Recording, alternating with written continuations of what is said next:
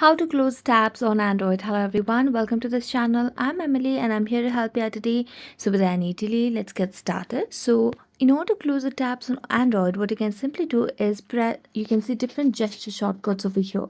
So there are these three gesture shortcuts on the home screen. So tap on this square shaped icon over here at the bottom left corner. Now as you do that, you'll be able to see all the apps that has been on your background score. So if you want to close the tabs, what you can simply do is you can just drag it and remove it. Next, what you can do is if you want to remove all the tabs at once, you can simply tap on this cross icon over here. As you do that, it will remove all the apps from the tabs automatically. And there you go. So thank you so much for watching this video. If you enjoyed watching it, don't forget to like, subscribe and hit the bell notifications. See you next time.